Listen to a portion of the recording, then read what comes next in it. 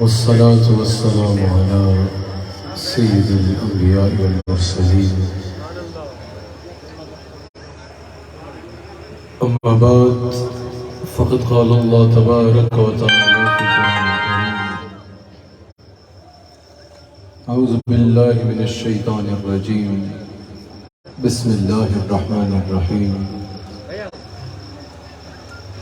ألا إن أولياء الله لا خوف عليهم ولا هم يحزنون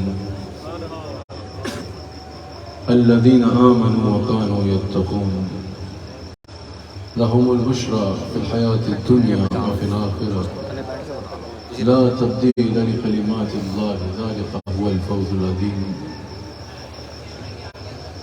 صدق الله العظيم وصدق رسوله النبی الکریم. سچا ہمارا مالک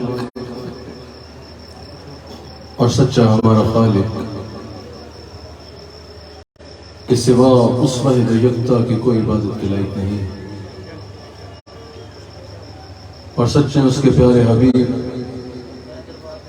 رحمت للعالمین خاتم النبیین حضرت سیدنا و مولانا محمد رسول اللہ صلی اللہ علیہ وآلہ وسلم کہ جو مخلوق کا اللہ کریم تک پہنچنے کے لیے واحد ذریعہ اور واحد وسیلہ ہے. الحمدللہ اللہ تعالیٰ کا شکر ادا کرتا ہوں کہ ایک مرتبہ پھر اللہ تعالیٰ نے سلطان الاولیاء حضرت سیدنا بابا فرید رحمت اللہ تعالیٰ علیہ کے مزار مبارک پر عرس مبارک کی اس تقریب میں شرکت کی سعادت عطا فرمائی. یہاں پر ہزاروں لاکھوں کی تعداد میں حاضری دینے والے بابا فرید رحمت اللہ تعالیٰ علیہ کے محبین کو اللہ تعالیٰ جو یہاں سے ایک فیض کا سمندر جاری ہے اس سے تا صبح قیامت سراب ہونے کی توفیق عطا فرمائے. دل کی عطا گہرائیوں سے مبارکباد پیش کرتا ہوں جن سے میری خانقاہ کی، میرے مرشد کریم کی ایک خاص محبت کا ایک قدیم تعلق ہے.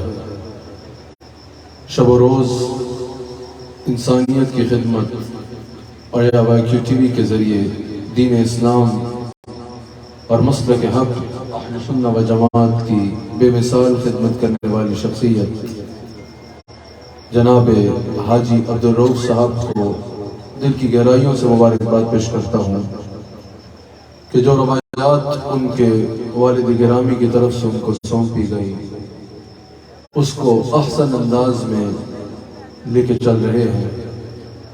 اللہ کریم حاجی صاحب کی خدمات کو قبول بھی فرمائے اور حاجی صاحب کی توفیقات خیر میں مزید برکت اور وسعت عطا فرمائے.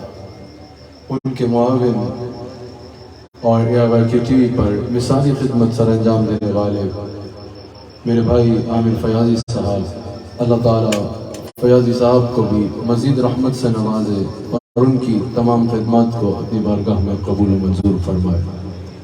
بڑی تعداد میں یہاں تشریف فرما حاضرین اور جتنے حاجی صاحب کے مہمان ہیں، اللہ تعالیٰ سب کا یہاں پر آنا، بیٹھنا، ذکر کرنا اور سننا اپنی بارگاہ میں قبول فرمائے. میں جتنی دیر گفتگو کروں گا مجھے آپ کی بھرپور توجہ درکار ہوگی. اللہ تعالیٰ نے قرآن کریم میں جا بجا اپنے اولیاء کا ذکر فرمایا. آج الحمدللہ ہم دلوں کو کاسا بنا کر حضرت بابا فرید رحمت اللہ تعالیٰ علیہ کے در مقدس پہ حاضر ہیں، اس نیت کے ساتھ کہ حضرت کے فیضان سے ہماری جھولی بھر جائے، اس نیت کے ساتھ کہ اللہ تعالیٰ حضرت کے خاص فیضان نظر اور حضرت کی روحانیت کا، حضرت کے کرم کا خاص فیضان ہمیں عطا فرمائے. تو اس میں آپ کو بڑے بھرپور طریقے سے یہ بات سننے کی ضرورت ہے کہ ان صوفیاء کے پاس ہم آتے کیوں ہیں، ان کا مقصد کیا ہے اور یہاں کس انداز میں آنا ہو تو ان کا خاص فیضان ملے گا. اس پر یہاں پر تشریف فرما اور پوری دنیا میں YQ TV کے براہ راست سننے والے ناظرین کی توجہ ضروری درکار ہے. حضرت بابا فرید رحمۃ اللہ تعالیٰ علیہ کے مزار مبارک پہ حاضر ہونے والوں، اللہ تعالیٰ نے قرآن کریم میں جا بجا اپنے اولیاء کا ذکر فرمایا، لیکن جہاں پر اللہ تعالیٰ نے اپنے ولیوں کا ذکر فرمایا، ان کی شان کا جہاں بیان فرمایا، وہاں ساتھ ہی ان کی پہچان کو بیان فرما دیا۔ جہاں اللہ تعالیٰ نے اپنے مقربین کا ذکر فرمایا، جہاں ان کے مقام کو بیان فرمایا، جہاں ان کے رتبے کی بلندی کو ذکر کیا، جہاں ان کی شان کو ذکر کیا، ساتھ ہی اللہ تعالیٰ نے ان کی پہچان کو بھی ذکر فرما دیا، اللہ تعالیٰ نے ان کی سیرت کو بھی ذکر فرما دیا۔ اور یہی سیرت جو اللہ والوں کی ہوتی ہے، یہ صرف اللہ والوں کی ہسٹری نہیں ہوتی۔ اللہ والوں کی سیرت صرف اس لیے نہیں ہوتی کہ بابا فرید نمازیں پڑھتے تھے تو سبحان اللہ کہہ کے بات ختم، بابا فرید عبادت کرتے تھے تو سبحان اللہ کہہ کے بات ختم، بابا فرید خدمت دین کرتے تھے تو سبحان اللہ کہہ کے بات ختم، نہیں، بلکہ ان کی سیرت اس لیے اللہ نے محفوظ رکھی تاکہ وہ رہتی دنیا کے لیے مشعل راہ بنے، رہتی دنیا تک جو ان سے نام لیتا ہے، جو ان کا نام لیتا ہے، جو ان کے نعرے لگاتا ہے، وہ خالی نام اور نعروں تک محدود نہ رہے، بلکہ وہ کردار اپنائے جو ان بزرگان دین کا کردار تھا۔ اللہ تعالیٰ نے اپنے ولیوں کی شان کے ساتھ ان کی سیرت کا ذکر کیا، اور یہی سیرت جو ہے ان اولیاء کی پہچان ہے، اور یہی سیرت قیامت تک جو ولایت کا دعوے دار ہوگا، یا قیامت تک جو اللہ کا ولی ہوگا، اس کی یہ سیرت جو ہے وہ اس کے لیے پیمانہ ہوگی اس کی پہچان کا کہ یہ ولی ہے یا نہیں ہے۔ اللہ اکبر۔ اللہ تعالیٰ نے جہاں ولیوں کی شان کا ذکر فرمایا، ساتھ ان کی پہچان کا بھی ذکر فرما دیا۔ کہیں پہلے پہچان کا ذکر کیا، بعد میں شان بتائی، کہیں پہلے شان بتائی، بعد میں پہچان، کبھی پہچان پہلے بتا دی، لیکن یہ دونوں ساتھ چلتے رہے۔ جس طرح الا ان اولیاء اللہ لا خوف علیہم ولا هم یحزنون، جب یہ شان کو بیان فرما دیا، ساتھ ہی کہہ دیا الذین آمنوا وکانوا یتقون، کہا یہ مقام جسے ملے گا، یہ شان جسے ملے گی، یہ رتبہ جسے ملے گا، ہمارا یہ قرب جسے ملے گا، اس کی شان یہ ہوگی کہ وہ کامل ایمان اور کامل تقوی والا ہوگا، اس کا ایمان میں بھی وہ کامل ہوگا، اور خشیت الہی میں، اللہ سے ڈرنے میں بھی وہ کامل ہوگا۔ پھر آگے اس کے لیے خوشخبریوں کا اللہ تعالیٰ بیان فرماتا چلا گیا۔ کہیں فرمایا ان الذین قالوا ربنا اللہ ثم استقاموا، اس شان کو اس پہچان کو بیان کیا۔ یہ ولیوں کی پہچان ہے کہ وہ جب کہتے ہیں کہ ہمارا رب اللہ ہے تو وہ اس پر ڈٹ جاتے ہیں، زمانے کے حالات جیسے بھی ہوں ان کی یہ بات نہیں بدلتی۔ یہ صرف ان کا قول نہیں ہوتا، بلکہ امام ربانی مجدد الفسانی رحمت اللہ تعالیٰ علیہ نے اکبر کے سامنے، جہانگیر کے سامنے آنکھ میں آنکھ ڈال کے بتایا کہ جب اللہ والا اپنے بات پہ ڈٹتا ہے تو کیسے ڈٹا کرتا ہے۔ حضرت بابا فرید جب یہاں پر تشریف لائے تو یہ پاک پتن نہیں تھا، اجودن تھا، یہاں پر مشرکوں کی وادی تھی، ہزار جتن کیے گئے بابا فرید کو یہاں سے نکالنے کے لیے، لیکن بابا فرید ان الذین قالوا ربنا اللہ ثم استقاموا کی عملی تفسیر بنے۔ بتایا کہ پھر زمانے کی ہوا جیسے بھی چلے، زمانے کے حالات جیسے بدلتے رہے، زمانے کی گھڑیاں جتنی کٹھن کیوں نہ ہو جائیں، جب اللہ کا ولی اپنی بات پہ ڈٹتا ہے تو پھر کس طرح استقامت سے کھڑا ہو جاتا ہے۔ خواجہ اجمیری کو دیکھو، کتنے ظلم و ستم کیے گئے، کتنی رستے میں رکاوٹیں کھڑی کی گئی، لیکن خواجہ اجمیری نے جب اس بات پر بیان کیا، قال ربنا اللہ ثم استقاموا کی عملی تفسیر بنے۔ زمانے کی جتنی تیز ہوائیں چلی، بابا فرید وہاں کھڑے رہے۔ ایک وہ وقت تھا کہ بابا فرید ہو گئے، یا خواجہ اجمیری ہو گئے، یا امام ربانی مجدد الفسانی ہو گئے، یہ اکیلے کھڑے تھے اور پورے جہان مخالف تھا۔ اور آج پاک پتن چل آ جاؤ، آج سرہند میں چلے جاؤ، آج اجمیر میں چلے جاؤ، دنیا تمہیں وہاں پر سمندر کی طرح لوگ جاتے نظر آئیں گے۔ جب یہ اپنے استقامت کے ساتھ اپنے قول پہ کھڑے ہوتے ہیں تو تتنزل علیہم الملائکہ، اللہ فرماتا ہے، پھر شان بیان کرتا ہے، ان پر فرشتے اترتے ہیں، اللہ تخافوا ولا تحزنوا، کہتے ہیں کہ تم پر اب کوئی خوف نہیں ہے اور تم غمگین بھی نہیں کیے جاؤ گے،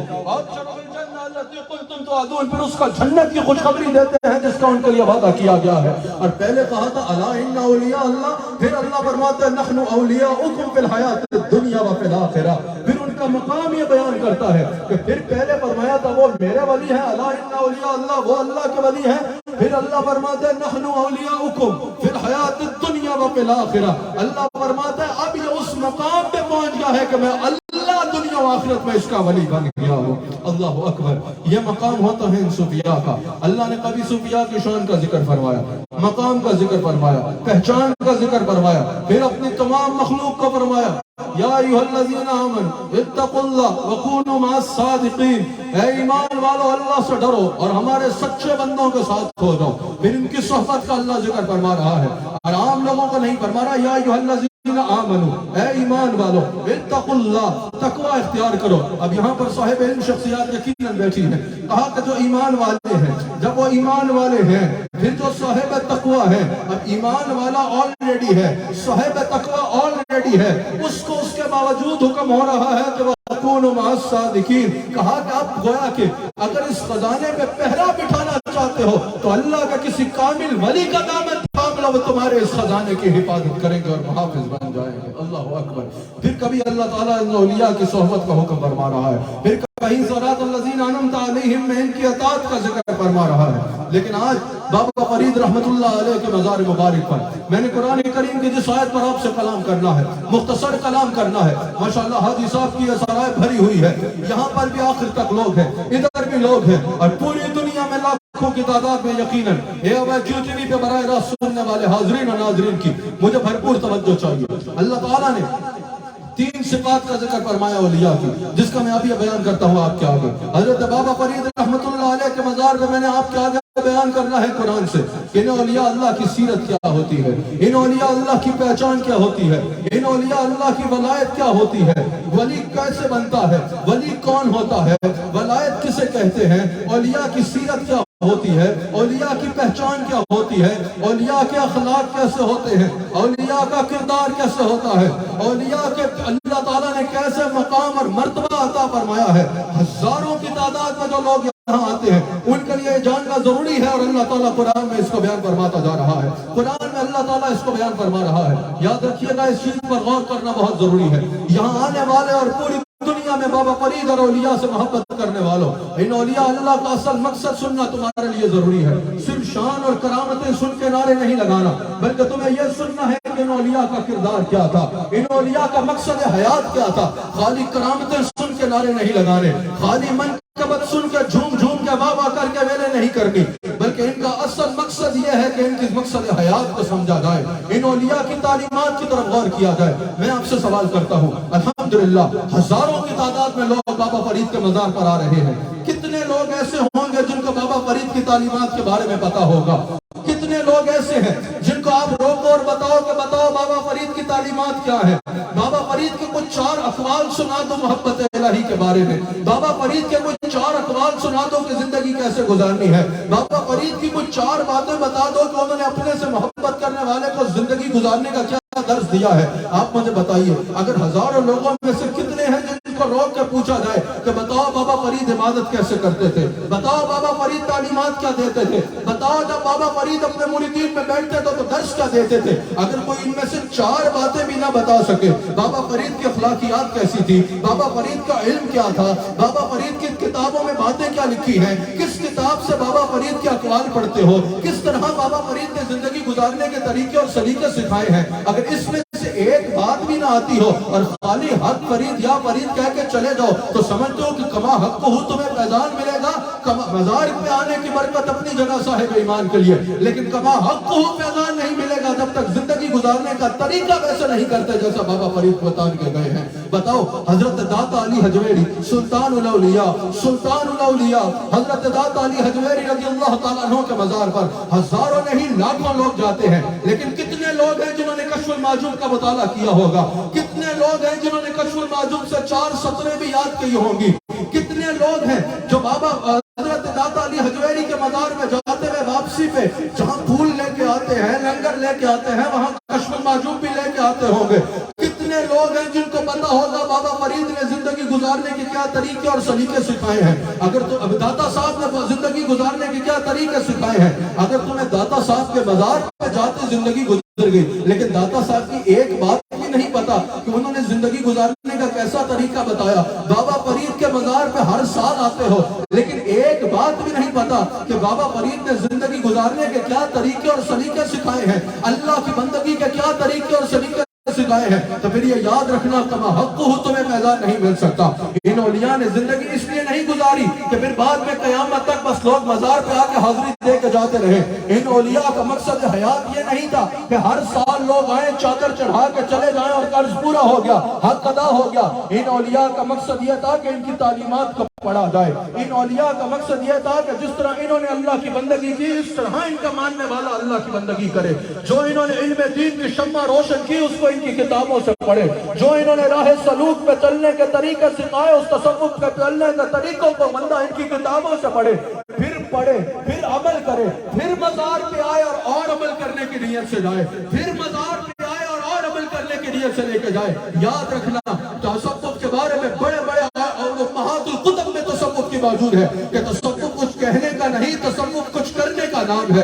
تصوف صرف درشنی پہلوانی کا نام نہیں ہے، تصوف عمل کرنے اور کردار اپنانے کا نام ہے۔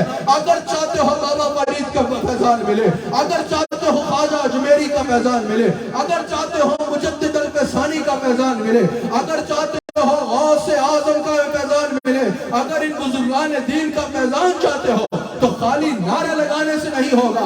آج عرس سے نیت کر کے جاؤ، اگلے عرس تک میں نے بابا فرید کے تمام اقوال کو پڑھ کے آنا ہے، اگلے عرس میں آنا ہے تو بابا فرید کی تعلیمات کو پڑھ کے آنا ہے۔ جس طرح یہ اللہ کی بندگی کرتے تھے میں نے بھی ویسے بندگی کرنی ہے۔ جس طرح ان کے اخلاق اور کردار اعلیٰ تھا اس طرح میں نے بھی اخلاق اور کردار اعلیٰ کرنا ہے۔ جس طرح یہ انسانیت کی خدمت کرتے تھے میں نے بھی انسانیت کی خدمت کرنی ہے۔ فرید کا دین کے مزار پہ آنے والا تب کامل فیضان لے کے جاؤ گے۔ اللہ اکبر۔ ان اولیاء کا مقصد حیات یہ تھا۔ کیا یہی ہے ان ولیوں سے محبت کہ بس نعرہ لگا کے چلے جاؤ اور مزار پہ چادر چڑھا کے چلے جاؤ، باقی کوئی کردار نہیں اپنانا؟ کیا یہی ہے ان اولیاء سے تعلق کا حق؟ یاد رکھنا یہ بات فقط آپ کی خود ساختہ تصوف کی تعریف ہو سکتی ہے کہ بس مزار پہ آ جاؤ نعرہ لگا کے چلے جاؤ تو حق ادا ہو گیا۔ اصل محبت کا تقاضا یہ ہے کہ جس طرح انہوں نے زندگی گزاری ویسے زندگی گزارنے کا ارادہ کرو۔ یہ کیسی بات ہے کہ ہم بابا فرید کو تو سب کچھ مانتے ہیں لیکن بابا فرید کی ایک نہیں مانتے، ہم داتا صاحب کو تو سب کچھ مانتے ہیں لیکن داتا صاحب کی ایک نہیں مانتے۔ اگر ان کو مانتے ہو تو ان کی بھی مانو اور ان کی ایک ایک بات قرآن و سنت پہ عمل کرنے کا درس ہے۔ اللہ تعالیٰ نے قرآن کریم میں 3 شان بیان فرمائی سبیہ کی، 3 اوصاف بیان فرمائے اپنے ولیوں کے۔ فرمایا رحمان کے بندے زمین پہ نرمی سے چلتے ہیں، پھر کہا کہ جب یہ جاہلوں سے کلام کرتے ہیں تو الجھتے نہیں ہیں بلکہ سلام کر کے آگے بڑھ جاتے ہیں۔ اگر جاہل ان سے بحث کرے، اگر جاہل ان سے کلام کرے تو یہ اس کے ساتھ الجھ کے اپنا وقت ضائع نہیں کرتے بلکہ سلام کر کے آگے بڑھ جایا کرتے ہیں۔ اور پھر فرمایا کہ ان کی راتیں سجود و قیام میں گزرتی ہیں، ان کی راتیں اللہ تعالیٰ کی بارگاہ میں سجدہ ریز گزرتی ہیں، ان کی راتیں سجدوں کے نور سے منور ہوتی ہیں، ان کی راتوں میں اللہ کی بندگی ہوتی ہے، ان کی راتیں اللہ کے آگے آنسوں کو بہاتے تہجد کے مسلوں پہ گزرا کرتی ہے۔ اللہ تعالیٰ نے یہ بھی بتایا کہ ولیوں کے دن کیسے گزرتے ہیں۔ ان کے دن مخلوق خدا کی خدمت میں گزرتے ہیں، ان کے دل غریبوں کی مدد میں گزرتے ہیں، ان کے دن جو ہے وہ اللہ تعالیٰ کی بندگی میں اس طرح گزرتے ہیں کہ اللہ کی مخلوق کی خدمت کرنی ہے۔ ان کے دن اس طرح گزرتے ہیں کہ دن کو اللہ کے گھر میں گزارتے ہیں کہ کوئی گناہ نہ ہو جائے، سارا دن اللہ کے ڈر اور محبت میں گزارتے ہیں کہ ہر وہ کام کریں جس سے اللہ راضی ہو جائے۔ ان کے دن ایسے گزرتے ہیں کہ یہ قرآن کا بیان کرتے ہیں، ان کا دن ایسے گزرتے ہیں کہ یہ حدیث مصطفیٰ بیان کرتے ہیں، ان کے دن ایسے گزرتے ہیں کہ یہ لوگوں کو پکڑ پکڑ کے اللہ اور اس کے رسول کے رستے پہ لے کے آتے ہیں۔ ان کے دن ایسے گزرتے ہیں کہ یہ لوگوں سے ہم کلام ہوتے ہیں، لوگوں کے دلوں سے دنیا کی محبت کو نکالتے ہیں اور اللہ اس کے رسول کی محبت کو بھر دیتے ہیں۔ اور پھر کہا جب رات ہوتی ہے، جب رات گہری ہوتی ہے، جب رات کے اندھیرے گہرے ہو جاتے ہیں، لوگ بستروں پہ جاتے ہیں، یہ بستر چھوڑ کے مصلے پہ آ جاتے ہیں۔ لوگوں کی آنکھیں نیند سے بھری ہوتی ہیں، ان کی آنکھیں آنسوؤں سے بھری ہوتی ہیں۔ لوگوں کی آنکھوں میں نیند ہوتی ہے، ان کی آنکھوں سے آنسو جاری ہوتے ہیں۔ اس وقت یہ اللہ کو سجدے کر کے مراتے ہیں جس وقت دنیا سو رہی ہوتی ہے۔ کہا یہ ہمارے ولی ہوتے ہیں، یہ ولیوں کی پہچان ہے۔ اب یہ پہچان خالی سبحان اللہ کہنے کے لیے نہیں ہے، یہ پہچان خالی واہ واہ کرنے کے لیے نہیں ہے، یہ پہچان خالی بلے بلے کرنے کے لیے نہیں ہے۔ یہ پہچان اس لیے بتائی گئی تھا کہ جو ان اولیاء سے محبت کرنا چاہتا ہے ان کے رستے پہ چلے اور ویسے زندگی گزارے جیسے زندگی یہ گزار کے گئے ہیں۔ اللہ اکبر۔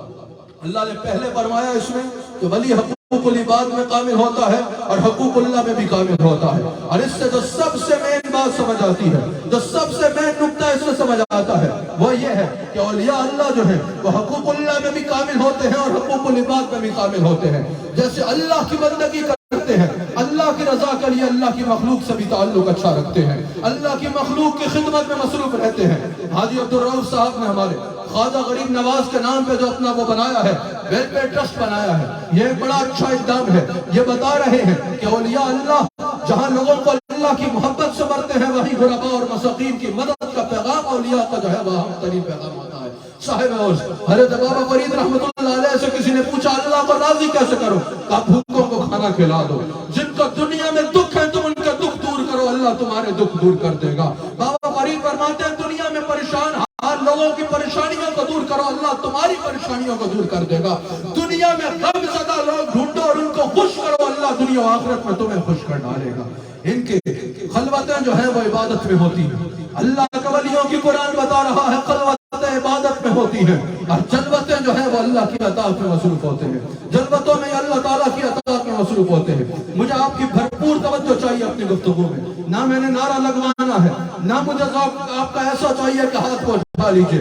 ہمارے ہاں ماحول اس کو نہیں کہا جاتا کہ ہاتھ اٹھ جائیں اور شور شرابہ ہو جائے، الحمدللہ مجھے اس کے لیے کوئی جتن کرنے کی ضرورت نہیں ہے۔ اگر ابھی مجمع کو بولوں ہاتھ اٹھائے تو پورا مجمع ہاتھ اٹھا لے گا، مجھے اس کے لیے کوئی محنت کرنے کی ضرورت نہیں ہے۔ لیکن ہمارے ہاں ماحول بنانے کی تعریف یہ نہیں ہے کہ دھڑم دھڑکتا ہو جائے، ہمارے ہاں ماحول بنانے کی یہ تعریف نہیں ہے کہ جل تل ایسی ہو جائے کہ مجمع کا ہاتھ ادھر جا رہے ہیں اور سر ادھر جا رہے ہیں۔ ہمارے ہاں ماحول بننا اس کو کہتے ہیں کہ کسی کے دل کا ماحول بدل جائے، کسی کے روح کی پاک ہو جائے، کسی کا اندر اس طرح بدل جائے کہ اس کا دل سے دنیا کی محبت نکل جائے اور اولیاء اللہ کی اطاعت میں قرآن و سنت کی محبت آ جائے، اللہ اور اس کے رسول کی محبت آ جائے۔ بڑے غور سے سنیے گا، اگر آپ صاحب عرس حضرت فرید الدین گنج شکر رحمت اللہ تعالی علیہ، بابا فرید حضرت بابا فرید رحمت اللہ علیہ کی سیرت مبارکہ کو دیکھیں تو انہوں نے کیا کیا؟ انہوں نے خالی شاعریاں سنا کر لوگوں کو اکٹھا کیا نہیں، وہ اشعار سنانا، ان بزرگان دین کے اشعار نے لوگوں کو کافروں کو مسلمان کیا ہے۔ ان بزرگان دین کے کلاموں نے اور اشعار نے بدعقیدہ لوگوں کے عقیدے درست کیے ہیں۔ ان بزرگان دین کے اشعار نے جو ہے وہ حقیقتاً یہ باتیں موجود ہیں کہ آج بھی کافر ان کے کلام پڑھ کے مسلمان ہو جاتے ہیں۔ لیکن کیا انہوں نے خالی شعر و شاعری کی؟ نہیں۔ بابا فرید رحمت اللہ تعالی علیہ کا دیکھو تو انہوں نے ساری زندگی جب اس خطے میں تشریف لائے تو اس کا نام زودر تھا۔ یہ جو ہے وہ کفار کی وادی تھی، یہ مشرکین کی وادی تھی۔ آپ نے اس کو اپنی تبلیغ کے ذریعے، آپ نے اس کو اپنے درس قرآن کے ذریعے، آپ نے اس کو اپنے درس حدیث کے ذریعے، آپ نے اس کو اپنے دست تصوف کے ذریعے پاک قتل بنا ڈالا۔ آپ نے یہاں سے کفر و نفاق کو دور کیا، آپ نے یہاں پر قرآن و سنت کا درس دیا، آپ نے یہاں پر درس قرآن دیا، درس حدیث دیے، آپ سید عالم دین تھے۔ آپ نے یہاں پر اس طرح دین کی خدمت کی کہ لوگ آپ کا بیان سن کے مسلمان ہوتے رہے۔ حضرت بابا فرید نے یہاں تبلیغ کر کے غیر مسلموں کو مسلمان کیا۔ حضرت بابا فرید کی سیرت مبارکہ کو سنو، حضرت بابا فرید نے یہاں مشرک جو شرک کی دلدل میں ڈوبے ہوئے تھے ان کو عقیدہ توحید سکھایا، ان کو نور ایمان ان کی وجہ سے میسر ہوا۔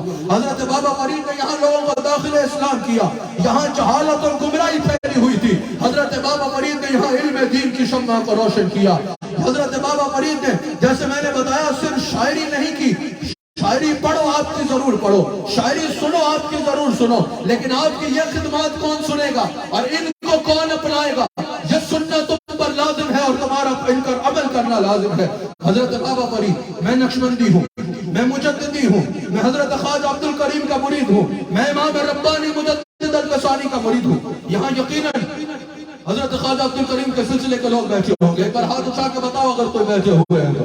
یقیناً یہاں پر جو عیدگاہ شریف سے وابستہ لوگ بیٹھے ہیں، ایک بار آپ ہاتھ اٹھا کے بتائیں کیونکہ میں اس پر ایک بات بتانا چاہتا ہوں۔ آپ مجھے بتائیے کیا یہاں پر ہم نے یہ درس نہیں دیا؟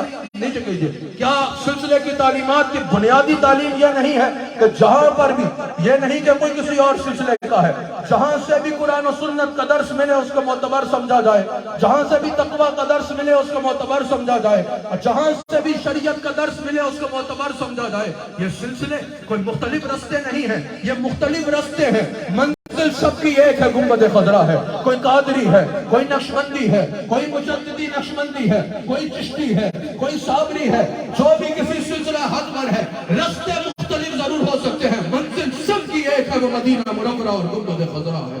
یاد رکھیے گا یہ جتنے صوفیاں ہیں ان کا بنیادی درس یہ ہے، ان کا بنیادی درس یہ ہے۔ حضرت بابا فرید رحمت اللہ تعالی علیہ کو دیکھ لو تو بنیادی مقصد یہ ہے کہ ظاہر و باطن کو شریعت شریعت مصطفیٰ کے تابع کیا جائے. یہ بات بتانے کا مقصد یہ ہے کہ حضرت بابا فرید کا فیضان تب تک نہیں مل سکتا, مجدد الوصانی کا فیضان تب تک نہیں مل سکتا, غوث اعظم کا فیضان تب تک نہیں مل سکتا, حضرت خواجہ اجمیری کا فیضان تب تک نہیں مل سکتا جب تم شریعت مصطفیٰ کو اپنا نہیں لیتے. خالی مزار پہ آ کے چادر چڑھا دینا کافی نہیں ہے, اس کی برکت اپنی جگہ مزار پہ حاضری کی ہے اگر شریعت کے تقاضوں کے مطابق حاضری دی جائے. لیکن یہ یاد رکھیے گا, ان اولیاء کا مقصد فیضان صرف مزار پہ چادر چڑھانے سے نہیں مل جائے گا, ان کا فیضان صرف لنگر کی 2 دیگیں چڑھانے سے نہیں مل جائے گا, ان کا فیضان صرف 11ویں یا 6ٹی منانے سے نہیں ملے گا, ان کا فیضان تب ملے گا جب تم ان کے کردار کو پڑھو گے اور اس کو اپنی زندگی کا حصہ بناؤ گے. سمجھ آ رہی ہے آپ کو یا نہیں آ رہی؟ ان باتوں پر ذوق کم آتا ہے مجھے پتا ہے, لیکن ان باتوں کو سمجھنا ضروری ہے تاکہ اس کو زندگی کا حصہ بناؤ گے تو یہ حاصل ہوگا جو ان بزرگان دین کا مطلب ہے. اس اولیاء اللہ کی زندگی کا مقصد لوگوں کو اللہ تعالیٰ سے جوڑ رہا تھا. حضرت بابا فرید دین کے بہت بڑے عالم تھے. حضرت بابا فرید نے کئی سال مدرسے میں تعلیم حاصل کی. جب حضرت بختیار کاکی کو دیکھا, قطب الدین بختیار کاکی کو دیکھا تو فقہ کی کتاب النافع پڑھ رہے تھے. حضرت بختیار کاکی نے پوچھا فرید الدین کیا پڑھ رہے ہو ملتان میں؟ کہا تو حضور کتاب النافع پڑھ رہا ہوں. آپ نے فرمایا نفع بھی دے رہی ہے یا نہیں دے رہی؟ حضرت بابا فرید سمجھ گئے کہ یہاں سوال کچھ اور ہے. کہا حضرت مجھے میرا نفع آپ کی نگاہوں میں نظر آ رہا ہے کہ آپ کو چھوڑ کے آپ کے ساتھ جانا چاہتا ہوں. آپ نے فرمایا پہلے تعلیم مکمل کرو پھر میرے پاس آنا. حضرت بابا فرید رحمت اللہ علیہ دین کے بہت بڑے عالم تھے. میں یہ بات اس لیے بتا رہا ہوں, آج اگر کوئی علماء ہو, میں علماء اصول کی بات نہیں کر رہا, میں بدعقیدہ کی بات نہیں کر رہا, میں صحیح العقیدہ اہل سنہ مسلک حق اہل سنہ و جماعت کے علماء حق کی بات کر رہا ہوں. آج اگر کوئی علماء حق ہو, کوئی مسلم ہو, وہ اصلاح کر رہے ہو, گناہوں کے انجام بتا رہے ہو, عذاب الہی کے بارے میں بتا رہے ہو, فکر آخرت کے بارے میں بتا رہے ہو, عذاب قبر کے بارے میں بتا رہے ہو, شریعت کی نافرمانی پہ فتویٰ بیان کر رہے ہو, شریعت کے تارک پر فتویٰ صادر کر رہے ہو, فتویٰ بیان کر رہے ہو, اللہ کی توحید کے بارے میں بتا رہے ہو, شرک کی نفی کر رہے ہو, عقائد باطلہ کی تمیز کر رہے ہو, میں نے بتایا شریعت کے معاملے میں نازک مزاج رکھتے ہو اور شریعت کے خلاف ورزی پر فتویٰ بیان کر رہے ہو. لوگ کہتے ہیں یہ صوفی نہیں, یہ مولویت ہے. اور بھائی اگر توحید بیان کرنا مولویت ہے, اگر عذاب کے بارے میں بتانا مولویت ہے, اگر جو ہے وہ تم اس کو مولویت نیگیٹو سینس میں کہہ رہے ہو, اگر تمہاری نیت نیگیٹو سینس میں ہے کہ اگر کوئی عذاب کے بارے میں بتا رہا ہے, شریعت کی خلاف ورزی پہ فتویٰ بتا رہا ہے, اگر کہہ رہے ہو یہ صوفی نہیں ہے مولویت ہے, تو ساری زندگی داتا صاحب نے یہ کام کیا ہے, ساری زندگی خواجہ غریب نواز نے یہ کام کیا ہے, ساری زندگی غوث اعظم نے یہ کام کیا ہے, ساری زندگی بابا فرید نے یہ کام کیا ہے, ساری زندگی مجدد الوصانی نے یہ کام کیا ہے. یاد رکھنا یہی تو کام ہے اللہ والوں کا کہ لوگوں کو دنیا سے توڑے اور اللہ کے ساتھ ان کا تعلق جوڑتے چلے جائیں. شریعت مصطفیٰ کو خود بھی اپنائے ہوتے ہیں اور جو ان کے ساتھ لگتا ہے اس کو بھی شریعت مصطفیٰ کے ساتھ جوڑ دیتے ہیں. یہی ہے کہ اللہ والوں کا کام, یہی پہچان ہے اللہ والوں کی کہ وہ لوگوں کو اللہ کے ساتھ جوڑتے چلے جائیں. لیکن آپ مجھے یہ بتائیے, جس کو اللہ کے بارے میں کچھ کو پتہ ہی نہیں ہوگا وہ اللہ کے ساتھ کیسے جوڑے گا؟ آج کل ہم نے فقیری اور درویشی کے بھی اپنے معیار خود بنا لیے ہیں.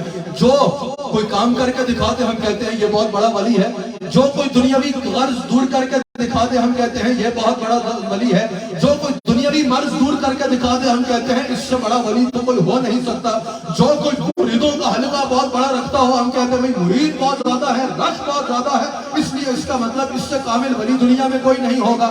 جو ان مادی وسائل کے ذریعے آپ کی آنکھوں کے آگے آتا ہے آپ اس کو اتنا بڑا ولی مانتے ہیں, حالانکہ اللہ کے ولی کی پہچان یہ ہے کہ وہ لوگوں کو اللہ سے جوڑتا ہے.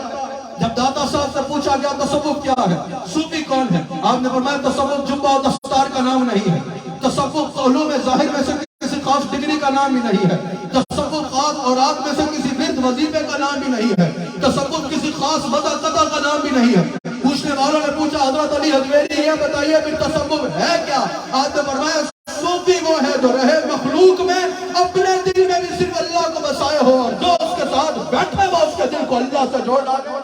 امام الاولیاء سلطان الاولیاء حضرت غوث اعظم رضی اللہ تعالیٰ عنہ ارشاد فرماتے ہیں اپنے بدن کو اس کے قریب کر جو تیرے دل کو اللہ کے قریب کر دیا کرے. سمجھ آ رہی ہے؟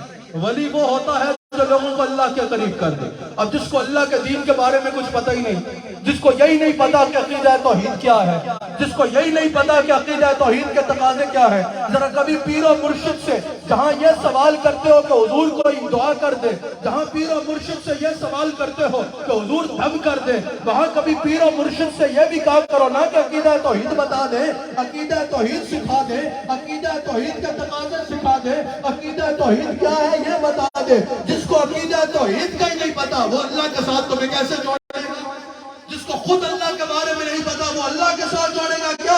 اہل سنہ و جماعت ایسے جاہل لوگوں کی پیروی نہیں کرتے، اہل سنہ و جماعت ایسے ولیوں کی پیروی کرتے ہیں جو جن کے ساتھ جڑے اس کو شریعت اور گالی اور باطل علوم سے باہر ڈال۔ سمجھ رہے ہو یا نہیں سمجھ رہے؟ اگر مجھے کوئی کہے بھائی جہاز کی پبلسٹی تم نے کرنی ہے، تم نے جہاز اڑا کے بتانا ہے کہ یہ نیا جہاز ہے کیسے اڑتا ہے، پھر تم نے آگے آگے کیمرہ لگا کے بیٹھنا ہے اور اس جہاز کے بارے میں بتانا ہے کہ یہ اس کی رفتار ایسی ہے، یہ باقی جہازوں سے ایسے مختلف ہے، اور پھر اڑا کے دکھانا ہے، تو میں نے تو پہلے دن اس کی کمپنی کا ستیہ ناش کر دینا ہے نا، اس کی کمپنی کو بیڑا غرق کر دینا ہے، کیونکہ مجھے جہاز میں بیٹھنا آتا ہے، ٹکٹ خریدنا آتا ہے، جہاز کیسے اڑتا ہے یہ نہیں پتا، جہاز کیسے اڑایا جاتا ہے یہ نہیں پتا، اس کی مشینری کیا ہوتی ہے یہ نہیں پتا، تو جب پتا ہی نہیں ہے تو اگلے کو کیا بتاؤں گا؟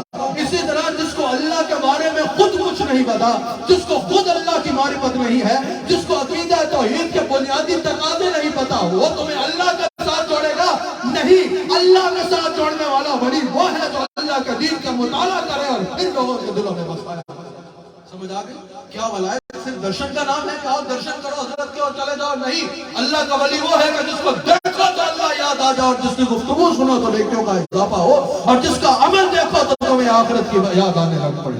اللہ اکبر، بڑے غور سے سن لیں۔ یہ جو علم دین سے خود دور ہوتے ہیں اور پھر جنہوں نے علم دین حاصل کیا ہوا ہوتا ہے ان علماء حق کو بھی زاہد خوش کہہ کے پیچھے کر دیتے ہیں، اور پھر کہتے ہیں کہ نہیں نہیں نہیں نہیں یہ باتیں ان کو سمجھ میں نہیں لگے گی، یہ تو عمل کی باتیں کر رہے ہیں نا، یہ تو عقیدوں کی باتیں کر رہے ہیں، یہ تو محنت و مشقت کی باتیں کر رہے ہیں، یہ کتابوں سے پینے والے ہیں، کتابوں سے پینے والا اور ہے اور نگاہوں سے پینے والا اور ہے۔ میں نے کہا علم نظر سے کوئی انکار نہیں ہے، نگاہوں کے علم سے کوئی انکار نہیں ہے، اللہ کے ولیوں کے علم نظر سے انکار کرنے والا سنی کیسے ہو سکتا ہے؟ علم نظر سے ہمیں انکار نہیں ہے، ہم خود اولیاء کے غلام ہیں، ہم خود صوفیاء کے مرید ہیں، ہم خود جو ہے وہ اولیاء کے مزارات میں حاضری دینے والے ہیں۔ یونس قادری صاحب مجھے اچھا لگا کہ نقابت کے لیے آپ ہے، یاد رکھیے گا، اور یہاں پر اور بھی حضرات بیٹھے ہیں، حضرت تشریف فرما ہے، روشن چہرے والے لوگ بیٹھے ہیں، پوری دنیا میں دیکھا جا رہا ہے، ہمیں علم نظر سے کوئی انکار نہیں ہے، لیکن یہ جو کہتے ہیں کہ علم کتاب والے کیا جانے کہ علم نظر کیا ہے، علم نظر اور ہے اور علم کتاب اور ہے۔ میں کہتا ہوں پھر داتا صاحب کو علم کتاب پڑھنے کی کیا ضرورت تھی؟ پھر غوث اعظم کو علم کتاب پڑھنے کی کیا ضرورت تھی؟ پھر حضرت خواجہ غریب نواز کو علم کتاب پڑھنے کی کیا ضرورت تھی؟ پھر بابا فرید کو علم کتاب پڑھنے کی کیا ضرورت تھی؟ یہ چاروں نام جو میں نے لیے، شیخ احمد سرہندی فاروقی کو لے لو، یہ جتنے یہ بزرگان دین ہیں، جہاں یہ اللہ کی کامل ولی ہیں وہیں اللہ کے دین کو پڑھنے والے ہیں، شریعت مصطفیٰ کو جاننے والے ہیں، شریعت مصطفیٰ کو اور کتابوں کو آخری دن تک پڑھنے والے ہیں۔ اب بتائیے اگر علم نظر کے ساتھ علم کتاب ضروری نہیں ہے پھر یہ کیسے پڑھتے تھے، یہ کیوں پڑھتے تھے؟ اور بھائی غور سے سنو، پہلے تم علم کتاب پڑھو گے، پہلے قرآن پڑھو گے، حدیث پڑھو گے، ان صوفیاء کی کتابیں پڑھو گے، اللہ کو جانو گے، اللہ کیسے راضی ہوتا ہے اس کو جانو گے، یہ اتنا سستا سودا نہیں ہے۔ پھر اللہ کو راضی کرنے کی کوشش کرتے چلے جاؤ گے، پھر ایک مقام آئے گا کہ تم اس منزل پہ پہنچو گے کہ نحن اولیاؤکم فی الحیات الدنیا وفی الآخرہ، اللہ تمہیں یہ منزل دے دے گا۔ سمجھ آئی یا نہیں آئی؟ حضرت بابا فرید رحمۃ اللہ علیہ کا میں نے بتایا، آپ کتاب نہ پہ پڑھے تو اسی وقت کتاب کا بند کیا۔ حضرت بختیار کاغی سے کہا آپ کے ساتھ جاؤں گا، تو میں نہیں جاؤں، پہلے علم حاصل کرو۔ اور جن کے مزار پہ ہم حاضر حضرت بابا فرید، جب ان کے پاس ان کے مرید صادق حضرت خواجہ نظام الدین اولیاء رحمۃ اللہ تعالی علیہ، محبوب الہی رحمۃ اللہ علیہ آئے، اس وقت حضرت خواجہ نظام الدین اولیاء مدرسے میں پڑھ رہے تھے، کہا کہ حضرت اب مدرسے واپس نہیں جانا، اب آپ کے ساتھ جانا ہے۔ آپ نے فرمایا نہیں، درویش کے لیے علم کا ہونا ضروری ہے، خالی روٹیاں پھاڑو مزاروں میں بیٹھ کے، خالی جو ہے وہ محفل سما میں محفل نعت میں شریک ہو جاؤ، خالی مزار پہ چادر چڑھا دو اور کہو ہم درویش ہیں. بابا فرید فرماتے ہیں میرا درویش کے لیے دین کا علم رکھنا ضروری ہے. میں یہ نہیں کہہ رہا کہ 10 سال کسی مکتب میں جا کر لگا لو یا 8 سال مکتب میں جا کر لگا لو، لیکن جنہوں نے لگائے ہیں ان سے سیکھ تو سکتے ہو نا. بابا فرید کی کتابوں کو پڑھ تو سکتے ہو نا. تمہیں وضو کرنا صحیح سے آتا نہیں ہے، نماز پڑھنی صحیح سے آتی نہ ہو، تمہیں دین کے شریعت کے بنیادی مسائل نہ پتا ہو، تمہیں شرک کی تعریف نہ پتا ہو، تمہیں عقیدہ توحید کی تعریف نہ پتا ہو، تمہیں اولیاء اللہ کا مقصد نہ پتا ہو، تمہیں شریعت کے مطابق زندگی کیسے گزارنے ہیں اس کے بنیادی اصول پتا نہ ہو، اور کہو کہ مجھ پہ رنگ چڑھ گیا میں رنگا ہوا ہوں. تم کا رنگ ضرور چڑھا ہے لیکن کسی باطل رنگ کا رنگ چڑھا ہے. اگر بابا فرید کا رنگ چڑھا تو یہ صفت اللہ ہے، یہ اللہ کا رنگ ہے. یہ چڑھو گا تو تم پہ اللہ کی ولایت تمہارے کردار اور افعال اور چہرے پہ نظر آنے لگ پڑے. نعرہ تکبیر، نعرہ رسالت، نعرہ رسالت. اللہ محمد 4 یار حاجی خواجہ قطب فرید فیضان عالیہ محمدیہ عیدگاہ شریف. اب بڑے غور سے سن لیجیے، بڑے غور سے میری بات کو سننا ہے. حضرت بابا فرید کے عرس پہ آنے والوں میں نے بتایا کہ اللہ نے 3 اوصاف بیان کیے اپنے ولیوں کے. پہلے کہا کہ رحمان کے بندے زمین پہ جو ہے وہ نرمی سے چلتے ہیں. مفسرین نے کہا یہاں نرمی سے چلنے سے مراد یہ ہے کہ وہ عجز و انکساری کا پیکر ہوتے ہیں، وہ عجز و انکساری کو اپنا لیتے ہیں. یہ ولی کی پہچان ہے کہ وہ عاجز ہوتا ہے، عجز و انکساری کو اپنا لیتے ہیں. ان میں اعتدال و میان روی ہوتا ہے، وہ اس کا اختیار کرتے ہیں. کہا اللہ اکبر. مگر یہاں پر آپ قرآن کی شان کو دیکھیے. قرآن فرماتا ہے کیا خوب اسلوب ہے قرآن کا بیان، کیا خوب اسلوب ہے قرآن ہے، کیا خوب بیان کرتا ہے قرآن اس کو. اللہ تعالیٰ نے فرمایا کہ اللہ کے بندے زمین پہ نرمی سے چلتے ہیں. یعنی اس سے مراد یہ ہے کہ جو اللہ کا ولی ہوگا نا، بڑے غور سے سننا بھائی، جو اللہ کا ولی ہوگا اس کو فقط دیکھنے سے ہی اندازہ ہو جائے گا کہ اس میں کتنی عاجزی و انکساری ہے. اس کی بزرگی کا اندازہ اس کی دیکھنے سے ہو جائے گا. دنیا کے نزدیک بزرگی کا انداز جو ہوگا کہ جتنا اکڑ کے جو چل رہا ہے وہ اتنا بڑا بزرگ ہے، لیکن صوفیاء کے ہاں جو جتنا جھک کے چل رہا ہے وہ اتنا بڑا بزرگ ہے. کہا ان کو دیکھنے سے ان کی عاجزی اور بزرگی کا اندازہ ہو جائے گا. وہ جھک کے چل رہے ہوں گے. جس طرح متکبر انسان کو دیکھ کے اس کے چال چلن سے پتہ چل جاتا ہے نا اس میں تکبر کتنا زیادہ ہے، اسی طرح اگر اللہ کے ولی کو دیکھو گے تو اس کے چال چلن سے ہی اس کی عاجزی اور انکساری نظر آئے گی. اللہ کا ولی کبھی اکڑ کے نہیں چلے گا، اللہ کا ولی ہمیشہ جھک کے چلے گا. اللہ کا ولی کی پہچان یہ ہوگی کہ اس میں عاجزی ہوگی. السلام نے ارشاد فرمایا جب پہچان پوچھی گئی کہ اللہ کے ولی کی پہچان کیا ہے، جو اس کو دیکھے گا اس کو اللہ یاد آ جائے گا. اب یہاں سوال پیدا ہوتا ہے، مجھے آپ کی توجہ درکار ہے، بہت زیادہ توجہ درکار ہے، آپ کی پوری توجہ یہاں ہونی چاہیے. اب یہاں سوال پیدا ہوتا ہے اللہ کے ولی کو دیکھ کے اللہ کیسے یاد آئے گا؟ وہ تو انسان ہے، ہماری طرح دکھتا ہے، ہماری طرح آنکھیں ہیں، ہماری طرح چہرہ ہے، ہماری طرح دکھتا ہے. کیا خالی یہاں بیج لگا لے اللہ لکھ کے تو اللہ یاد آ جائے گا؟ اللہ کے ولی کو دیکھ کے اللہ کیسے یاد آئے گا؟ ایک بندے کو دیکھ کے خدا کیسے یاد آئے گا؟ اللہ کے ولی کو دیکھ کے اللہ کیسے یاد آئے گا؟ یہاں مفسرین فرماتے ہیں اس کا جواب یہ ہے کہ اس کے اندر اللہ کی اطاعت، اس کے اندر رسول اللہ کی اتباع جتنی زیادہ ہوگی اتنا زیادہ اس کو دیکھ کے اللہ یاد آئے گا. اللہ کے ولی کی عاجزی و انکساری دیکھ کے اللہ یاد آئے گا. اللہ کا ولی تکبر کو چھوڑے ہوگا یہ دیکھ کے اللہ یاد آئے گا. یہ غور سے سن لینا. لوگ کہتے ہیں ہمارے حضرت کا چہرہ بہت سفید ہے، دیکھو اللہ یاد آتا ہے. یاد رکھنا، یاد رکھنا اللہ کے ولی کو دیکھ کے اللہ کیسے یاد آئے گا اس کے معیار کیا ہوگا. بڑے غور سے سن لینا. اس کے چہرے کا نور دیکھ کے اللہ یاد آئے گا، اس کے کردار کی پاکیزگی دیکھ کے اللہ یاد آئے گا، اس کا خوف خدا دیکھ کے اللہ یاد آئے گا، اس کے اعمال کو دیکھ کے اللہ یاد آئے گا، اس کے سجدوں پہ پیشانی پہ سجدوں کا نور دیکھ کے اللہ یاد آئے گا، اس کی زبان پہ ہر وقت درود و سلام دیکھ کے اللہ یاد آئے گا، اس کو ہمیشہ گناہوں سے دور دیکھ کے اللہ یاد آئے گا، اس کو ہمیشہ اطاعت الہی میں مصروف دیکھ کے اللہ یاد آئے گا. کبھی اس کی عبادت اور ریاضت سے اللہ یاد آئے گا، کبھی اس کی عاجزی و انکساری سے اللہ یاد آئے گا، کبھی اس کے اخلاق کی بلندی کو دیکھ کے اللہ یاد آئے گا، کبھی اس کے عشق الہی اور عشق رسول کی کیفیات کو دیکھ کے اللہ یاد آئے گا. تو آج پتن آنے میں آنے والوں کبھی اس کی معرفت الہی کو دیکھ کے اللہ یاد آئے گا، کبھی اس کی مجالس ذکر پہ بیٹھ کے اللہ یاد آئے گا، کبھی اس کے علم و حکمت کو سن کے اللہ یاد یاد آئے گا، کبھی وہ درس قرآن دے گا تب اللہ یاد آئے گا، کبھی وہ درس حدیث دے گا تب اللہ یاد آئے گا، کبھی وہ شریعت سکھاتا نظر آئے گا تب اللہ یاد آئے گا، کبھی اس کے چہرے پہ سنت مصطفیٰ دیکھ کے اللہ یاد آئے گا، کبھی اس کے عمل میں سنت کو دیکھ کے اللہ یاد آئے گا۔ سن لو، اللہ یاد آنے کا معیار یہ ہے، جو جتنا رسول اللہ کی سنت کو تھامے ہوگا وہ اتنا اللہ کا بڑا ولی ہوگا، اور اس میں اتنی سنت دیکھ کے اللہ یاد آنے لگ پڑے گا۔ ہر معاملے میں ولایت کی بنیاد شریعت ہے۔ اگر کوئی آپ کو یہ منزل بیچتا نظر آئے نا کہ ہمارے پاس آ جاؤ، پھر تمہیں نمازیں پڑھنے کی ضرورت نہیں رہے گی، پھر تمہیں روزے رکھنے کی ضرورت نہیں رہے گی، پھر تمہیں شریعت کا عمل کرنے کی ضرورت نہیں رہے گی، یہاں سے سب کچھ تمہیں بخشا بخشایا مل جائے گا۔ یاد رکھنا، وہ خود بھی گمراہ، اس کی ماننے والے بھی گمراہ، اس کی پیروی کرنے والے بھی گمراہ، اس کے راستے پہ چلنے والے بھی گمراہ۔ اللہ کا ولی وہ ہے جو شریعت مصطفیٰ پہ استقامت سے قائم ہوتا ہے، اور جو اس کے ساتھ لگ جائے وہ اس کو بھی اس راستے پہ چلانا شروع کر دیتا ہے۔ متکبر انسان ولی نہیں ہو سکتا، متکبر انسان اکڑ کے چلتا ہے۔ تکبر کی تعریف امام راغب اصفہانی کیا کرتے ہیں کہ تکبر یہ ہے کہ انسان اپنے آپ کو دوسروں سے بہتر جانے اور دوسروں کو اپنے مقابلے میں حقیر جانے۔ متکبر انسان سلام میں پہل نہیں کرتا، متکبر انسان ہر حال میں اپنے آپ کو دوسروں سے بہتر جانتا ہے۔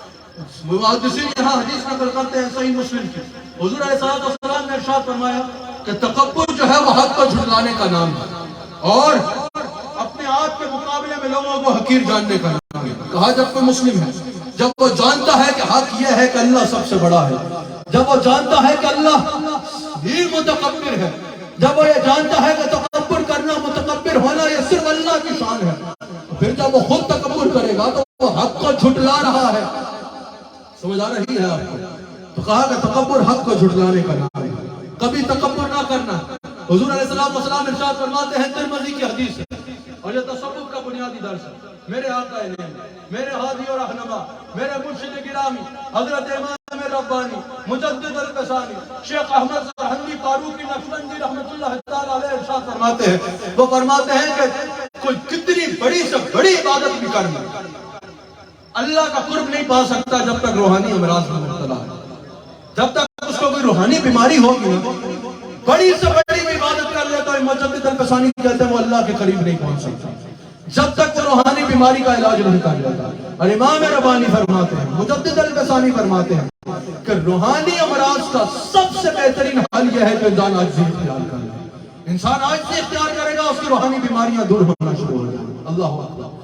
حضور علیہ السلام فرماتے ہیں بدترین ہے وہ شخص جو بخل و تکبر کرتا ہے اور بلند و بالا کو بھول جاتا ہے، جو یہ بھول جاتا ہے اللہ بڑا ہے اور اپنے آپ کو بڑا سمجھنا شروع کر دیتا ہے۔ حضور فرماتے ہیں وہ سب سے برا ہے جو ظلم کرتا ہے اور جبار کو بھول جاتا ہے، لوگوں پہ ظلم کرتا ہے یہ سوچ کر کہ مجھے کوئی پوچھنے والا نہیں، اور یہ بھول جاتا ہے کہ اس جبار عز و جل کے سامنے جلد پیش ہونا ہے۔ حضور فرماتے ہیں بدترین ہے وہ شخص جو غافل رہتا ہے، گناہوں میں مصروف رہتا ہے اور آنکھیں بند کر کے رکھتا ہے، اور قبرستانوں میں بڑھتی ہوئی قبروں کی تعداد کو وہ سیدھا قبروں کو بھول جاتا ہے۔ حضور علیہ السلام فرماتے ہیں اللہ والا وہ ہے جو عاجزی کرتا ہے اپنی آخرت کی، گویا کہ اس حدیث کا مفہوم یہ ہے کہ فکر کرتا ہے۔ حضور علیہ السلام ارشاد فرماتے ہیں، ترمذی میں یہ حدیث موجود ہے، حضور فرماتے ہیں تکبر کرنے والوں کو قیامت کے دن چونٹیوں کی صورت میں اٹھایا جائے گا۔ حضور فرماتے ہیں جہنم کے بولس نامی قید خانے میں ان کو داخل کیا جائے گا۔ حضور فرماتے ہیں ان پر ذلت چھائی ہوگی۔ حضور فرماتے ہیں لوگ ان کو پیروں تلے رونتے چلے جائیں گے۔ حضور فرماتے ہیں اہل جنت کی، اہل جہنم کی پیپ ان تکبر کرنے والوں کو پلائے جائیں گے۔ اندازہ کر لو کتنا برا مقام ہے تکبر کرنے والوں کا۔ میں جس طرح میری عادت ہے وقت سے پہلے بات کو ختم کرنا، 10 منٹ میں اپنی گفتگو کو ختم کرنا ہے۔ مجھے بھرپور آپ کی توجہ درکار ہے، بھرپور توجہ آپ کی درکار ہے۔ نہ داد درکار ہوتی ہے، مجھے لوگ جانتے ہیں، نہ امداد درکار ہوتی ہے، مجھے توجہ درکار ہوتی ہے تاکہ لوگ اپنے عقائد کی اور اپنے اعمال کی اگر میں بھی اصلاح کر لوں اور لوگ بھی اصلاح کر لیں تو ہمارے لیے دنیا و آخرت میں بھلائی کا باعث ہوگا۔ اللہ تعالیٰ مجھے بھی اور آپ کو بھی عمل کی توفیق عطا فرمائے۔ بھرپور توجہ رکھیے گا۔ یہاں پر امام غزالی رحمہ اللہ 7 اسباب نقل کرتے ہیں تکبر کے آنے کے، اور کہتے ہیں کہ اگر صوفی بننا چاہتے ہو تو تکبر سے بچنا ہوگا۔ اور حضرت امام غزالی رحمۃ اللہ علیہ فرماتے ہیں مجھے آپ کی بھرپور توجہ درکار ہے، یہاں بیٹھے ہوں یا پوری دنیا میں سن رہے ہوں کیوں۔ حضرت امام غزالی فرماتے ہیں کہ 7 بہترین چیزیں ایسی ہیں جو انسان کی ہلاکت کا باعث بن جاتی ہیں تکبر کی وجہ سے. 7 ایسی چیزیں جو بہترین ہیں، جو عمل انسان کر رہا ہوتا ہے وہ ضائع ہو کے انسان کی دائمی ہلاکت کا باعث بن جاتا ہے تکبر کی وجہ سے. اللہ اکبر. فرمایا ایک علم کا تکبر. علم جیسے نور ہے، اگر علم دین کو حاصل کرے تو حضور فرماتے ہیں کہ جو علم کے رستے پہ چلتا ہے اللہ جنت کا رستہ اس کے لیے آسان کر دیتا ہے. جو مدرسوں میں طلباء پڑھتے ہیں اگر وہ یہ بیان سن رہے ہیں، یقیناً سن رہے ہوں گے اور سنیں گے، تو وہ سنیں. حضور فرماتے ہیں کہ اگر کوئی مدرسے پڑھنے کی خاطر، علم دین پڑھنے کی خاطر گھر سے نکلتا ہے، اپنے مدرسے اپنے مکتب تک جاتا ہے، اس کے گھر سے لے کے اس کے مکتب تک فرشتے اپنے پروں کو بچھائے ہوتے ہیں. حضور فرماتے ہیں قیامت کے دن علماء کے علم کی سیاہی کو ایک طرف رکھا جائے گا اور شہداء کے خون کو ایک طرف رکھا جائے گا. حضور فرماتے ہیں علماء کے قلم کی سیاہی جو ہے وہ شہداء کے خون کے غالب آ جائے گا. شہداء کے خون پہ غالب آ جائے گی علماء کے علم کی سیاہی. یہ مقام ہے علم حاصل کرنے والا.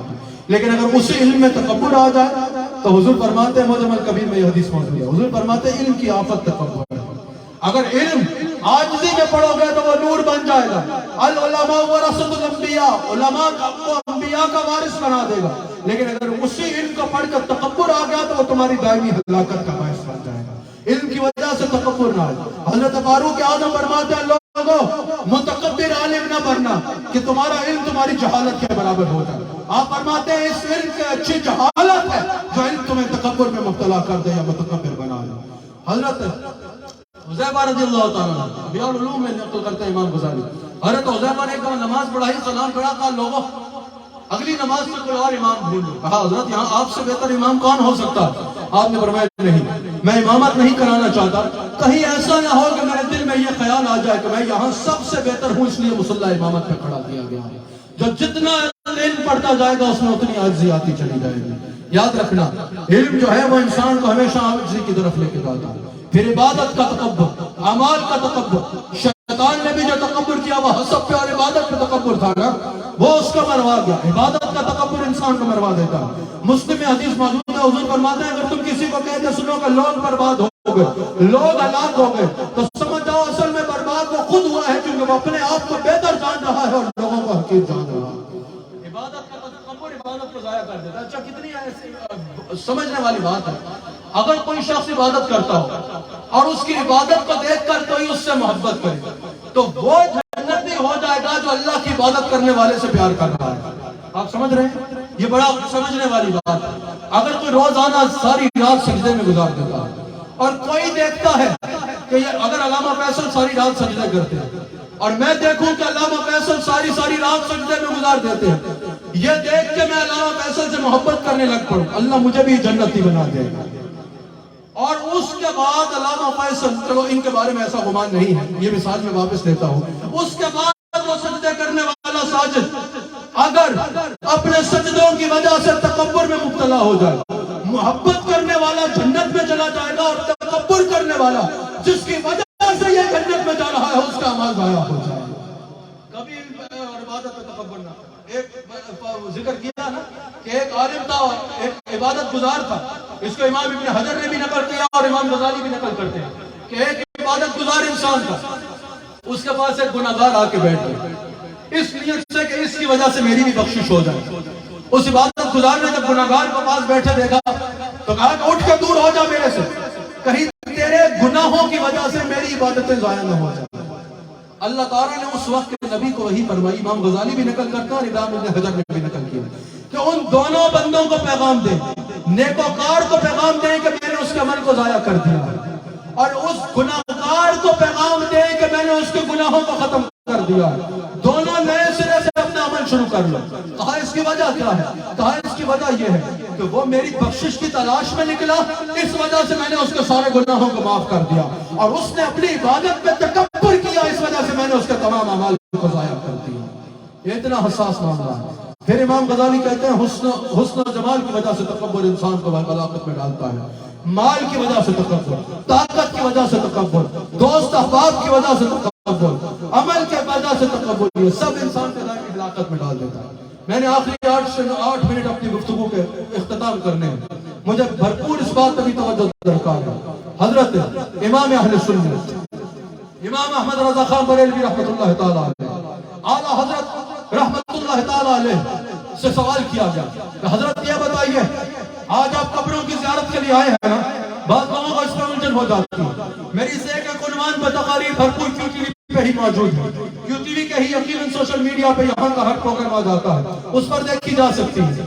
अल्लाह अकबर। इमाम अहमद रज़ा से पूछा कि हजरत लोग मज़ारात औलिया पे जाते हैं, जरा ये बताइए जो यहाँ पर आ रहे हैं उनके लिए यह सुनना जरूरी है, मज़ारात औलिया को देखना, उनकी ज़ियारत के लिए जाना और उन पर फूल रखना, क्या यह शरअन जायज़ है? क्योंकि लोग इसको बिदअत कहते हैं।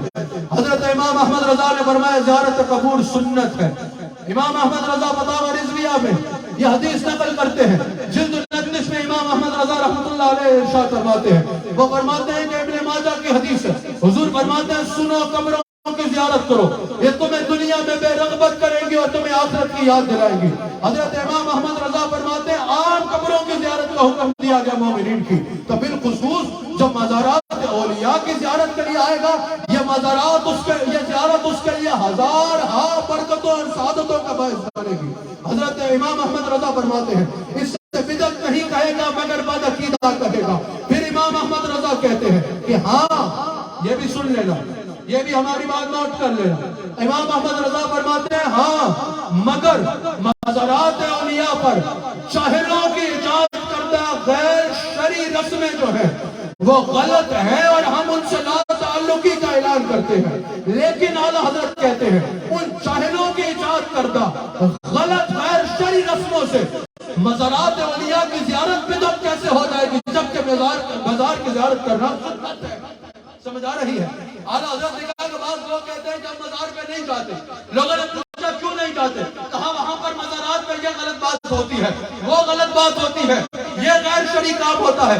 आला हज़रत कहते हैं मस्जिद में भी तो लोग कुरान गलत पढ़ते हैं नमाज में, मस्जिद में भी कई लोग ऐसे हैं जो रुकू गलत करते हैं, मस्जिद में भी कई लोग ऐसे हैं जो सजदा ठीक नहीं करते, मस्जिद में भी कई लोग ऐसे हैं जो तहारत के मसाइल का ख्याल किए बगैर नमाज पढ़ते हैं। तो क्या तुम मस्जिद जाना छोड़ दोगे कि लोग कुरान गलत पढ़ते हैं? क्या तुम नमाज पढ़ना छोड़ दोगे कि कई लोग नमाज में सजदा गलत करते हैं इसलिए हम नमाज नहीं पढ़ेंगे? तो कहा जैसे वहां पर यह जवाब होगा जो गलत पढ़ता है उसकी बदकिस्मती है, हम तो सही अंदाज में पढ़ेंगे ना। कहा वैसे यहाँ हमारा जवाब ये है, अगर वहां पर कुछ जाहिल गलत रस्में कर रहे हैं तो हम जब उनसे ला ताल्लुकी का ऐलान कर रहे हैं तो इससे मज़ारात औलिया पे जाना क्यों छोड़ा जाए? वो तो सुन्नत है और सुन्नत से साबित है। समझ आ रही है? फिर आप फरमाते हैं कि मज़ारात औलिया की ज़ियारत जो है वो बरकत का बायस है, क्योंकि हुजूर अलैहिस्सलाम का अपनी वालिदा माजिदा की कब्र अनवर पे जाना इमाम हाकिम ने नकल किया, इमाम बख्ती ने नकल किया, इमाम सयूती ने नकल किया, इमाम कस्तलानी ने नकल किया कि हुजूर अपनी वालिदा माजिदा की कब्र अनवर की ज़ियारत पे गए। और इमाम सैयद सहेली नकल करते हैं, हजरत इमाम बुखारी इसका नकल करते हैं कि हुजूर अलैहिस्सलाम हर साल बाकायदगी के साथ मज़ारात और शुहदाए उहद पे जाया करते थे और इमाम सहेली के नजदीक हुजूर हर खुद को शुहदाए उहद के मज़ार की ज़ियारत के लिए जाया करते थे। तो वो तो अल्लाह के खास बंदे हैं। पता चला खास बंदों की ज़ियारत की कब्र की ज़ियारत करना ये तो हुजूर की अपनी सुन्नत है जो अफज़लुल खल्क़ है। खुलफ़ाए राशिदीन ने भी इमाम फ़खरुद्दीन राज़ी कबीर में नकल करते हैं और शाह अब्दुल हक मुहद्दिस देलवी नकल करते हैं कि खुलफ़ाए राशिदीन ने भी दिन रखे हुए थे, मुकर्ररा दिन पर जाकर जो है वो शुहदाए उहद की कब्रों में हाज़िरी दिया करते थे और ज़ियारत किया करते थे। ये फतवा इमाम शाफी ने, इमाम इब्न अबीदीन हनफी शाफी ने फतावा शाफी में नकल किया कि इमाम शाफी कहते हैं मैं जब भी बगदाद जाता था हाजत दिल में रखता था, वो हाजत लेके इमाम अबू हनीफा के मज़ार पर जाता था। इसको इब्न अबीदीन हनफी शाफी फतावा शाफी में नकल कर रहे हैं कि इमाम शाफी हाजत लेके इमाम अबू हनीफा की कब्र पे जाते थे और वो कहते हैं मैं उनकी कब्र पे जाके उनके सलाम करने के बाद उस हाजत को दिल में रख के अल्लाह से दुआ करता था। जब अबू हनीफा के मज़ार पे जाकर दुआ मांगी अल्लाह ने वो दुआ जरूर कबूल की है। समझ आ रही है या नहीं? अल्लाह अकबर। फिर आला हज़रत ने फूल रखने का मैंने जिक्र कर दिया था तो उसका जवाब में यह कहा, इमाम अहमद रज़ा कहते हैं कि मुसलमान की कब्र में फूल रखना ये मुस्तहब है, यानी सवाब का काम है। फिर वो कहते हैं आइम्मा दीन ने कहा कि जब तक फूल तर रहेगा कब्र वाले का दिल बहलाता रहेगा।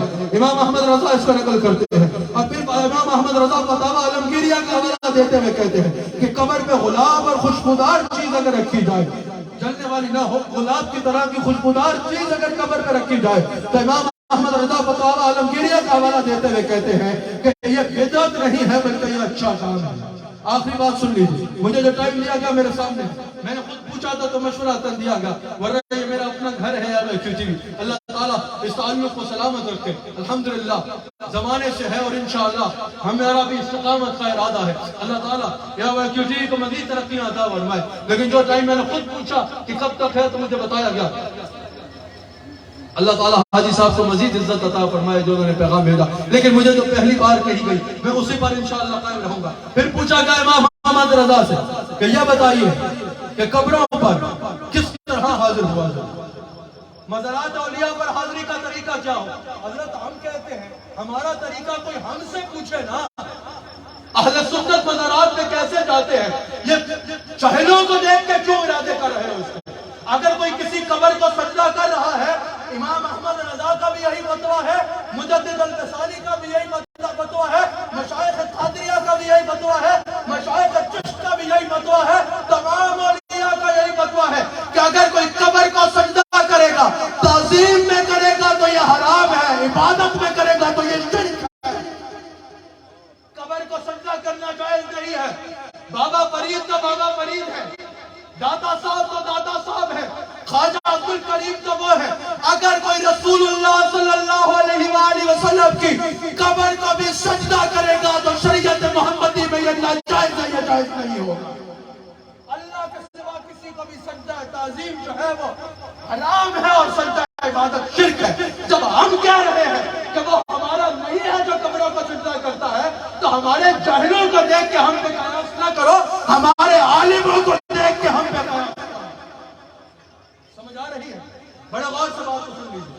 کہا کہ قبروں پہ کیسے جانا ہے، ہم سے سن لو کیسے جانا ہے، ایک منٹ میں پھر بتاؤ اس میں غلط کیا ہے۔ امام احمد رضا کہتے ہیں کہ مزار پہ جاؤں، آہستہ آواز میں کہو السلام علیکہ یا سیدی، جس طرح یہاں ہو تو کہو السلام علیکہ یا سیدی فرید الدین ورحمۃ اللہ وبرکاتہ، اور پھر کیا کرو، پھر قرآن کی تلاوت کرنے لگتا۔ پھر امام احمد رضا کہتے ہیں ذرا سنو، اگر پوری دنیا میں کسی کو شک ہے کہ مزار پہ جانا ناجائز ہے تو ذرا ایک بار سنیں، پھر بتائیں اس میں کس چیز پہ اس کو شک لگ رہا ہے۔ پھر اعلیٰ حضرت کہتے ہیں بزرگ کے لیے فاتحہ پڑھو، پھر اعلیٰ حضرت کہتے ہیں قرآن کی تلاوت کرو، پھر اعلیٰ حضرت کہتے ہیں بیٹھ کر درود و سلام پڑھو، پھر وہ کہتے ہیں اللہ کی بارگاہ میں دعا کرو، صاحب قبر سے دعا نہ کرو، کس سے دعا کرو؟ اللہ سے دعا کرو اور کہو یا اللہ یہ جو میں نے قرات کی اس کا ثواب میرے عمل کے مطابق نہیں، اپنی بخشش کے مطابق عطا فرما، اپنی شان کے مطابق عطا فرما۔ پھر اس صاحب مزار، جس مزار مقبول بندے کے مزار میں میں حاضر ہوں، اس کو میری طرف سے اس کی طرف ہدیہ پہنچا دیں۔ پھر اعلیٰ حضرت کہتے ہیں اس صاحب مزار کی روح کو اللہ کی بارگاہ میں وسیلہ بناؤ، اس کے نیک اعمال کو وسیلہ بناؤ، اس کی مقبولیت کو اللہ کی بارگاہ میں جو ہے وسیلہ بناؤ، اور پھر اللہ سے صاحب مزار کے وسیلے سے دعا کرو۔ جب دعا کمپلیٹ کر لو تو ادب سے سلام کرو اور واپس چلے جاؤ۔ کوئی چیز ہے جو سمجھ میں نہ آ سکے، کوئی چیز ہے جو ذرا بھی شک ہو رہا ہو، یہ طریقہ ہے اہل سنت کا مزارات اولیاء پہ آنے کا۔ اللہ تعالی ہمیں ثابت قدم رہ کے عقیدہ اہل سنت پہ قائم رہنے کی توفیق عطا فرمائے۔ پھر اعلیٰ حضرت کہتے ہیں کہ اگر تم یہ پوچھو کہ اولیاء کا وسیلہ جائز ہے یا نہیں ہے، کہا کہ وسیلہ شرک نہیں ہے، کیونکہ وسیلہ مخلوق کی شان ہے، اللہ کی شان نہیں ہے۔ وسیلہ منزل نہیں ہے، منزل تک پہنچنے کا ذریعہ ہے۔ چھوٹے کو ذریعہ بنانا ہے بڑے تک پہنچنے کے لیے۔ کہا اللہ منزل ہے، منزل تک پہنچنے کا ذریعہ کے طور پر ہم اللہ کو نہیں لیتے، ہم اللہ کو منزل لیتے ہیں۔ اگر اس سے کچھ مانگنا ہو تو اس کو وسیلہ بنانے کی ضرورت نہیں، وہ کل کیا کر دیتا ہے۔ ہم وسیلوں کا بناتے ہیں اللہ تک پہنچنے کے لیے۔ سمجھ آ گئی؟ تو کہا وسیلہ منزل تک پہنچنے کا ذریعہ ہے اور اللہ منزل ہے۔ کہا وسیلہ اللہ تک پہنچنے کے لیے بنایا جائے گا، اللہ کی یہ شان نہیں کہ اللہ کو کسی کے آگے وسیلہ بنایا جائے۔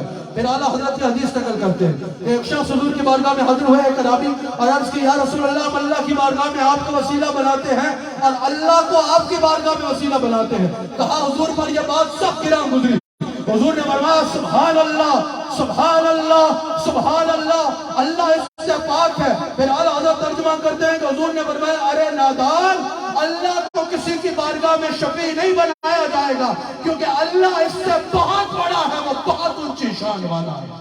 اللہ تعالیٰ اس مجلس کو اپنی بارگاہ میں قبول فرما لے، اللہ تعالیٰ اس محفل کو اپنی بارگاہ میں قبول فرما لے۔ 1 منٹ میں اور لیتا ہوں، ٹائم ابھی مجھے ہوا، 1 منٹ میں اور لے لیتا ہوں۔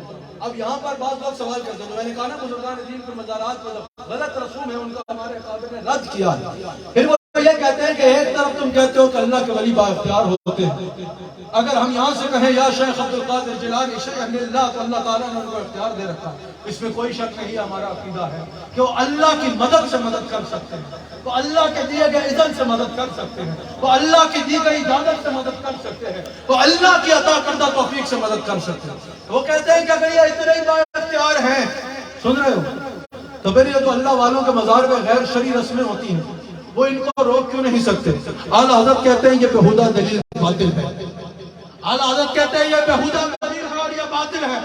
اعلیٰ حضرت کہتے ہیں جو لوگ یہ کہتے ہیں کہ اگر اللہ کے ولی اتنے ہی جو ہے وہ صاحب اختیار ہے، تو پھر مزارات میں جو غیر شرعی رسمیں ہو رہی ہیں ان کو روک کیوں نہیں سکتے؟ اعلیٰ حضرت کہتے ہیں، اعلیٰ حضرت کہتے ہیں یوں تو مسجد میں بھی 1000 ایسی چیزیں ہو رہی ہوتی ہیں جو درست نہیں ہوتی۔ کوئی مسجد میں جو غلط چیزیں کر رہا ہے، اگر کوئی مسجد میں گناہ کر رہا ہے، اگر کوئی مسجد میں غلط کام کر رہا ہے، تو یہاں پر یہ سوال نہیں آئے گا کہ اللہ روک نہیں سکتا۔ اللہ روکنے پہ قادر ہے، تو یہ تمہاری بہودہ دلیل باطل ہے۔ اللہ تعالیٰ نے اپنے ولیوں کو اختیار دے رکھا ہے، یہ دنیا امتحان گاہ ہے، اس دنیا میں سب نے جو عمل کرنا ہے وہی پانا ہے۔ اللہ کے ولی با اختیار ہوتے ہیں۔ اللہ تعالیٰ اس خانقاہ کو، اس دربار کو، اس دربار مقدس اور دربار گوہروار کو تا صبح قیامت آباد رکھے، یہاں سے آنے والے فیضیاب ہو کے جاتے رہے۔ بابا فرید رحمت اللہ علیہ کا گنبد تا صبح قیامت جگمگاتا رہے۔ اللہ تعالی ہم سب کو بابا فرید کا خاص فیضان عطا کر دے۔ حاجی عبدالرؤوف صاحب کی توفیقات خیر میں اضافہ کرے، حاجی رؤوف صاحب کو شفاء کاملہ عطا فرمائے۔ اللہ تعالی حاجی رؤوف صاحب کے جتنے بھی دینی اور انسانیت کی خدمت کے لیے پروجیکٹس ہیں، ان میں غیبی خزانوں سے مدد فرمائے۔ عامر فیاضی صاحب بے مثال خدمت سر انجام دے رہے ہوتے ہیں۔ اللہ تعالیٰ عامر فیاضی صاحب کی خدمات کو اپنی بارگاہ میں قبول و منظور فرمائے۔ بیٹھے رہیے، تشریف رکھیں، آپ بیٹھ جائیں، سارے بیٹھ جائیں، وہیں بیٹھ جائیں جہاں سے اٹھے، تشریف رکھیں، آپ کو آواز آ رہی ہے، بیٹھ جائیں۔ اللہ تعالیٰ عامر فیاضی صاحب کی بھی خدمات کو قبول فرمائے۔ حاجی عبدالرزاق صاحب کا انہوں نے کہا، اللہ تعالیٰ ان کے اوپر بھی اپنے خاص جو ہے وہ رحمت کا نزول فرمائے۔ حاجی صاحب کے پورے خاندان میں اللہ تعالیٰ کرم فرمائے۔ میسج اس خانقاہ کا یہی ہے، آج 2023 میں یہ بابا فرید رحمت اللہ علیہ کے عرس پہ لاکھوں لوگ حاضر ہیں الحمدللہ پاک پتن شریف میں۔ AOIQ TV یہاں سے یہ پروگرام پوری دنیا میں دکھانے کا اعزاز حاصل کر رہا ہے۔ یہاں پر بابا فرید کے مزار پہ آنے والے عرس میں لوگوں پاک پتن میں، اور پوری دنیا میں AOIQ لائیو سننے والوں، یاد رکھنا ان اللہ والوں نے نفرتیں نہیں بکھیری، ان اللہ والوں نے محبتیں بکھیری ہیں۔ ان اللہ والوں نے کسی کو دور نہیں کیا، ان اللہ والوں نے اخلاق کے ذریعے لوگوں کو قریب کیا۔ ان اللہ والوں نے کسی کی جان نہیں لی، ان اللہ والوں نے لوگوں کو زندگیاں دی ہیں۔ اللہ تعالی ہم سب کو اس پر قائم رہنے کی اور ان کی سیرت پر قائم رہنے کی توفیق عطا فرمائے۔